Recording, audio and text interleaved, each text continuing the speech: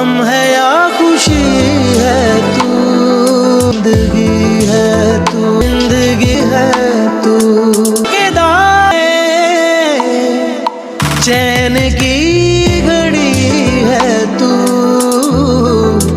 میری زندگی ہے تو۔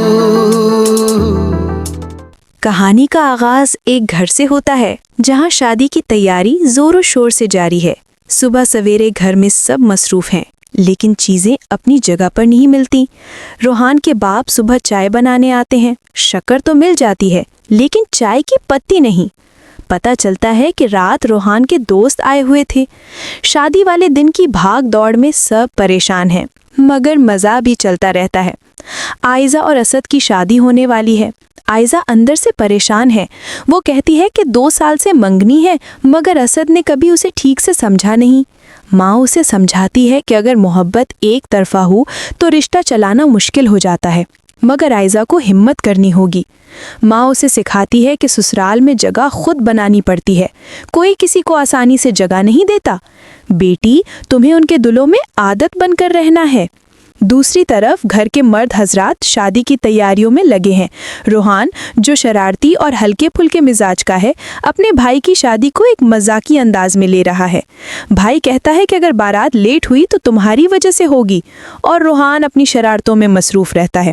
ادھر عائزہ کی ماں اپنے بھائی یعنی عائزہ کے ماموں سے بات کرتی ہے کہ مہر یعنی حق مہر زیادہ ہونی چاہیے تاکہ بیٹی کا مستقبل محفوظ رہے۔ وہ 50 لاکھ روپے کا مہر طے کرتی ہے۔ یہ سن کر سب چونک جاتے ہیں، مگر عائزہ کی ماں کہتی ہے بیٹی کو مضبوط بنانا ہے، یہ غلط نہیں۔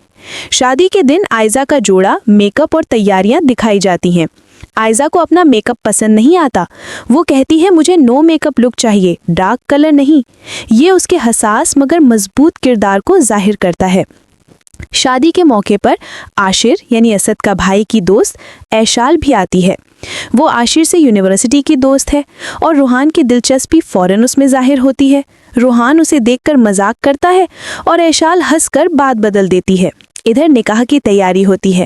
مولوی صاحب مہر کی رقم پوچھتے ہیں۔ سب حیران رہ جاتے ہیں جب عائزہ 50 لاکھ کا مہر مانگتی ہے۔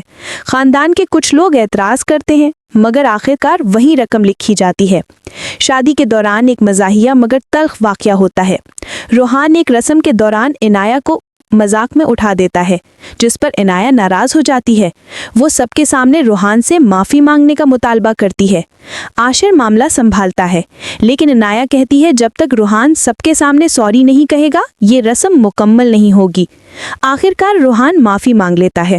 اسی دوران عائزہ کی ماں اسے آخری نصیحت دیتی ہے کہ جہاں تم جا رہی ہو وہاں مردوں کی حکومت ہے، تمہیں عورت کی حکومت قائم کرنی ہوگی، تمہیں سب پر کنٹرول حاصل کرنا ہے تاکہ تمہارا حکم چلے۔